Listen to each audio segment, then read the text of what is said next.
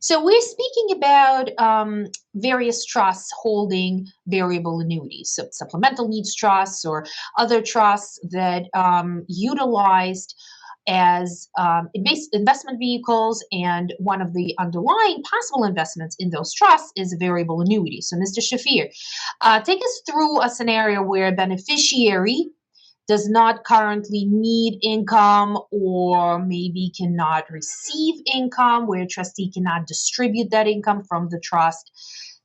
Walk us through it so that our audience understands what needs to happen, what can happen, and what cannot happen. Thank you. Thank you, Marianna, again for inviting me, and greetings to all your viewers. So let us just, before I answer a question, I would like to recap, based on our last couple of videos, what are annuities? So annuities are financial instruments that are guaranteed by the issuing insurance company. So they come in two flavors, generally. So one is called fixed and one is called variable. And the difference lies basically in how the funds inside the annuities are managed, whether they're managed by the insurance company or the owner of the annuity gets discretion on where to invest those funds. So when people enter retirement, pre-retirees or retirees, one of the risks that they encounter in their life is kind of a blessing in all other ways, which is longevity, meaning long life, which, as you can probably attest from your clients, some of your clients live into the 90s and even hundreds. True. That's great for us. Yes. Right. It's great for us because we get more time to spend with our loved ones. However, when you take an extended longevity horizon, extended retirement horizon, it puts an additional stress on your income in retirement and the retirement assets because you have a longer time period to distribute those assets. And in uncertain markets, in uncertain, future, one of the things people really appreciate is, what do you think that is, Marianna? Oh, I don't know, world peace, love, or I'm just joking around. I think I would have to go with some guarantees and certainties. Yes. Right. So in an uncertain world, people want guarantees. People want to make sure that their income comes, the income is uninterrupted, people get it for as long as they live, and there's not going to be a situation where they outlive their savings and their assets and end up, in an old age, relying on support from others, maybe their kids or the government. And so annuities play that role of a guaranteed income vehicle backed by an insurance. So to answer your question, so I just wanted to refresh your viewers' memory on what annuities are. So what can a trustee do if the beneficiary doesn't currently need income or maybe that beneficiary cannot receive income for whatever reason? So the trustee has a few alternatives. If a variable annuity is owned by a trust and the beneficiary does not desire income at this time.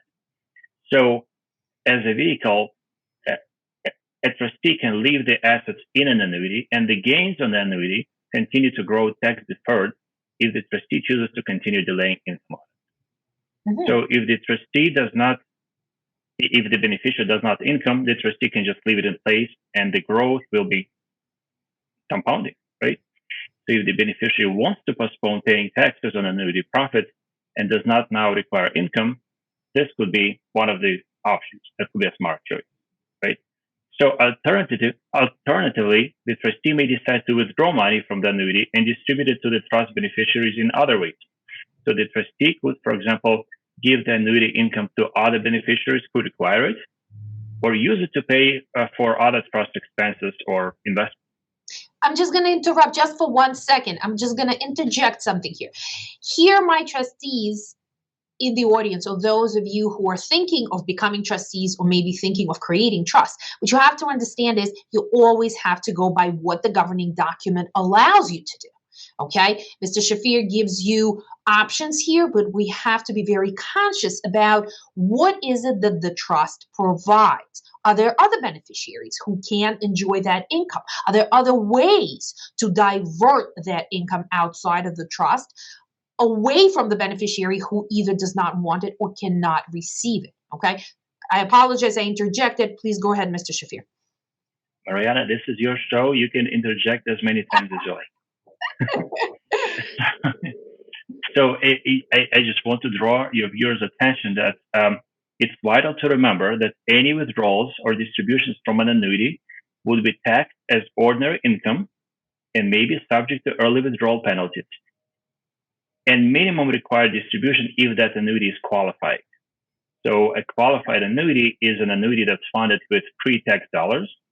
And it's treated kind of like an IRA would, right? Or a 401k. So if you withdraw early, or if you get to age 73, you would be required to withdraw a minimum required distribution, right? So in general, the trustee has discretion on how they manage the variable annuity that the trust owns. They can collaborate with the beneficiaries to choose the best course of action in light of their particular requirements and circumstances. So that kind of answers your question. The trustee has a lot of discretion. And just like you said, the trustee has to follow all the prescribed instructions in the documents that you would create. Fantastic. Thank you. Mr. Shafir, thank you very much. Again, just to remind you, my name is Marianna Schwartsman. I'm a trust and estates attorney in New York. And today in our studio, we had a wonderful guest, Mr. Vlad Shafir, who's a financial advisor with Forest Hills Financial Group. Thank you very much for being with us. And you are always welcome. And we're going to have many more of those. And we're going to answer all of our viewers' questions. Take care. Have a good night. Thank you so much. Thank you.